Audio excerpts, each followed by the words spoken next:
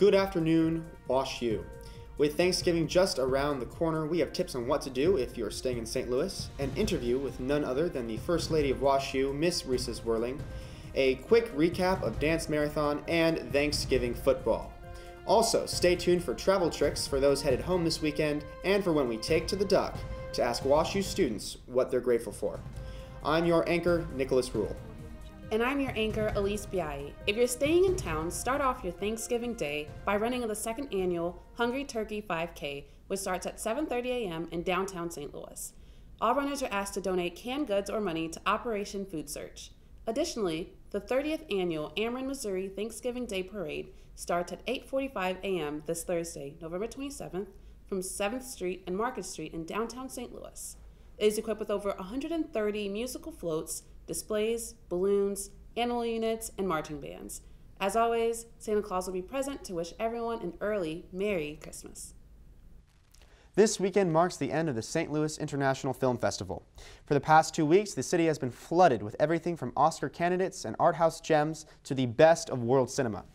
Some films worth checking out in the last few days include Life of Riley, the final film of late French master Alain Resnais, Italian Oscar submission Human Capital, and Silence of the Lambs director Jonathan Demme's adaptation of Henrik Ibsen's A Master Builder.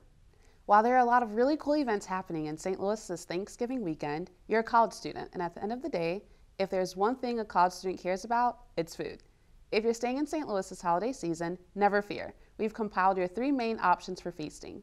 Your first option is eating out. It's okay if you don't want to cook. Grab some friends and head to your favorite restaurants, many of which have Thanksgiving specials. If you and your friends are up for a more homey experience, we recommend the do-it-yourself Thanksgiving. Cook with friends and make a new family feast right in your own dorm. If your cooking is anything like mine but you want to stay on campus, Dining Services hosts an annual Thanksgiving banquet in College Hall. Whatever you end up doing, we hope you do it with friends and have a great Thanksgiving meal. Now, we were fortunate enough to have our very own Wang Xing sit down with the First Lady of Wash U to talk about the love and warmth offered by Home Plate. Wang Xing, to you. Good afternoon, Ms. Zwirling. Good afternoon, Wen Ting. How did you get the idea for Home Plate, and when did you start it? Well, I started it quite a long time ago. It was 2001, and my oldest daughter, who's 34 now, started college, and she was having some adjustment problems, nothing that was really out of the ordinary. But I remember her telling me that she was invited to a professor's home for dinner. And after she went to that dinner with a few other students, her whole tone seemed to change about her experience at college. And I thought, such a small thing can make such a big difference. And I was in a position to maybe do that with students at Wash U. I sort of consider myself like the mother of 6,000 kids, which I don't so I thought this was a small, simple concept of just having some local families invite students over and just give them a touch of home. Mm-hmm. So it was in 2001 that I got the idea, really, from my daughter. And crucial question, yes. How do we join Home Plate, and is it too late to do so? It's never too late. As a matter of fact, I have students who sign up continuously, and there's a Home Plate website, so you can sign up on the website, or you email me, and I'm just zwirling@Worcester, and that'll work. And typically at the activities fair, we have a lot of students sign up, usually between 200 and 300 at the beginning of each year. So that's a mob signing up, but I love it. And invariably, I'm able to get enough families. I'll put 2 or 3 or 4 or even sometimes more students together in groups and try to find a family that has some similar interests. And over the years now, I've collected about 350 families. That's a lot. And steady state, about 500 or 600 kids are going to dinners. Okay, well, thank you so much for your time. Oh, you're very welcome. If anyone's interested in signing up for Home Plate, you can register for the program at homeplate.wustl.edu. Switching gears, this past weekend, Dance Marathon, a dance lasting all night which raises funds and awareness for Children's Miracle Network Hospitals of Greater St. Louis, was held in Duck-Tish Commons. Wash U News has the exclusive on this event. The Dance Marathon lasted from 2 in the afternoon to 2 in the morning. Children's Miracle ambassadors dance alongside Wash U students and share their stories to raise awareness and funds for children in hospitals across the St. Louis region. Different Wash U groups were also present, including the Wash U Step Team, dance team, and contestants for the upcoming Mr. WashU event. And now it's time for a WashU Sports Update, Thanksgiving edition. Football! Happy Thanksgiving, WashU. I'm Christina Engelstone, your WashU News sports correspondent. This week, we're going to take a look at the 3 Thanksgiving football games. The Bears and the Lions have the morning slot, and we need to look for consistency in this game. The main question for the Bears offense is which Jay Cutler will show up come game day. As for the Lions, Calvin Johnson and Golden Tate have been able to carry some of Matthew Stafford's load this season. The afternoon game is the Eagles versus the Cowboys. The Eagles have a very dynamic offense this year thanks to Chip Kelly and his Oregon-inspired offensive mindset. As for the Cowboys offense, Des Bryant and DeMarco Murray are good offensive threats. Finally, we have the Seahawks and the 49ers.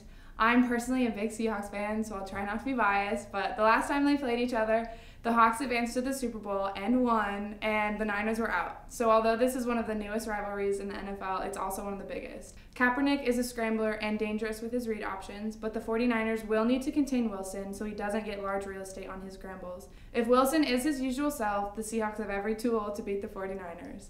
You guys know who I'll be rooting for this weekend. What are your thoughts? Back to you. I suppose Cowboys quarterback Nick Foles won't be much of a threat now since he's been injured. He's out of the season, I believe. I'm a huge Cowboys fan, so this is truly devastating. But who are you rooting for, Nick? For me, this would be absolutely horrible if I were not a 49ers fan. Now, if you're planning to watch the game with your family, you may find David's travel tips and tricks useful for getting home in time for the big game. For those of you flying home this Thanksgiving, here's some travel tips. Rule number 1, follow the TSA guidelines. They're posted everywhere. You really don't want to anger them. Now, if you're stuck at Lambert Airport looking for somewhere to eat like I was when I was trying to get home after last year and my flight was delayed a couple hours, here are some hot spots that may offer a little more than a usual soggy chicken sandwich. While options in Terminal 1 are a bit limited, the Great American Bagel is a popular option that offers some welcome variety. Terminal 2 is a bit more convenient, with available options including California Pizza Kitchen and Auntie Anne's Pretzels, as well as a sweet option in Natalie's Candy Jar. Those over the legal age may be interested in Anheuser-Busch's 1876 for some pre-flight relaxation. Also, there's a Baskin-Robbins, because everyone loves ice cream. Now, safe travels, but in the event of emergency, your seat cushion can be used as a flotation device. Thank you. Back to you. In our own state, the ban on gay marriage in Missouri has been lifted. Judge Rex Burleson, a St. Louis Circuit judge, struck down the ban last week, declaring it unconstitutional. Couples immediately applied for licenses once the news was announced. This all followed the incident in last June when Missouri's State Attorney General sued St. Louis to stop the issuing of 4 same-sex marriage licenses with the argument that it was breaking Missouri's 2004 constitutional amendment banning gay marriage. After the decision was made to drop the ban, State Attorney General Chris Koster appealed, claiming that the issue should be determined by the state's highest court. As of right now, same-sex marriage is legal in 34 states in addition to our nation's capital, Washington, D.C. WashU, thank you for taking the time to watch. We leave you with this. What year are you? I'm a freshman. I'm a freshman. Sophomore. Do you like Thanksgiving? Yeah. I do like Thanksgiving. What are you most thankful for? My family. I'm happy to be able to see them, I think, after a while. I am thankful for my family that's back home in Wisconsin. My family and my friends. Oh, I love saying that. I'm most thankful for the number 922.